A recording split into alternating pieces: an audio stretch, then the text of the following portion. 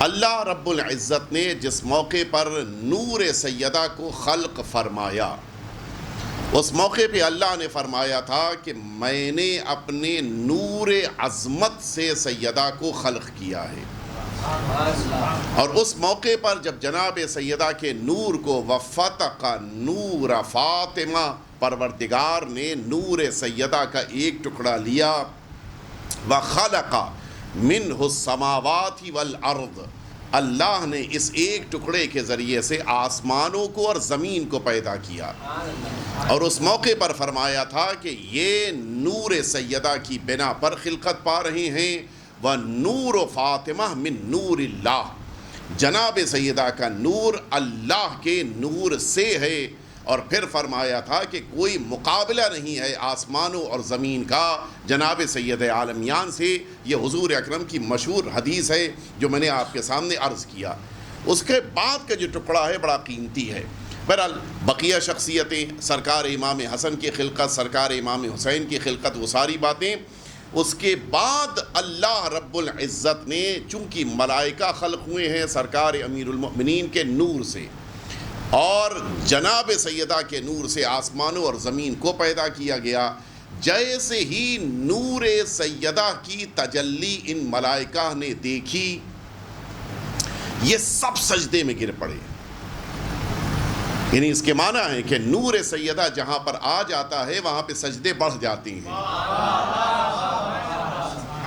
اور اب جب جناب سیدہ کے اس نور کے مقابل ان سب نے خود کو سجدے میں گرا دیا، اس موقع پر آپ، عجیب ہے، جب جناب آدم کو سجدہ کرنا تھا تو حکم پروردگار ہوا تب سجدہ ہوا، اور نور سیدہ کی تجلی کے مقابل تو ابھی حکم پروردگار آیا نہیں ہے، اور یہ ملائکہ سجدے میں چلے گئے۔ اس کے معنی ہے دونوں سجدے ہیں، ایک وہ سجدہ ہے جو آدم کے لیے ہے، ایک وہ سجدہ ہے جو جناب سیدہ کے نور کے مقابل ہو رہا ہے، لیکن بنیادی فرق یہ ہے آدم کو سجدہ کرنا ہو تو حکم خدا چاہیے ہے، سیدہ کو سجدہ کرنا ہو تو حکم کی بھی ضرورت نہیں ہے۔ اور پھر اب اس موقع کے اوپر ان ملائکہ نے آگے بڑھ کے آواز دی کہ پروردگار یہ کس کا نور ہے۔ اب یہیں سے وہ جملے غور کیجئے گا جس کے لیے میں نے یہ پوری تمہید آپ کے سامنے عرض کی ہے۔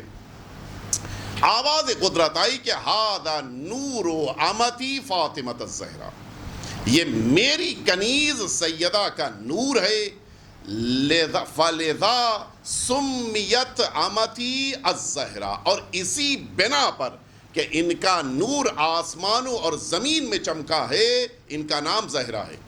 اور اس کے بعد اگلا جملہ سنیں گے، لِأَنَّ السَّمَاوَاتِ وَالْأَرْضِ بِنُورِهَا ظَهَرَتْ، یہ آسمان اور زمین نور سیدہ کی بنا پر ظاہر ہوئے ہیں۔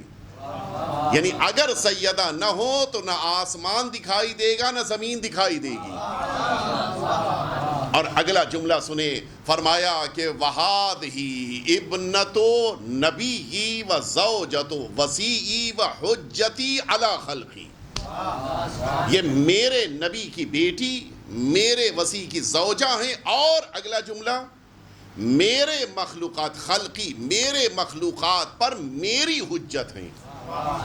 اور فرمایا آپ نے، اور اس کے بعد میں اگلے جملے کی طرف میں حدیث کو یہیں پر روک کر، اس لیے کہ وہ حدیث قدسی طویل ہے، یہاں پر روک کر میں اگلے مرحلے تک آپ کو لے کے آ جاؤں۔ یہ ایک مرحلہ جناب سیدہ کو رب العزت نے خود حجت کہا ہے۔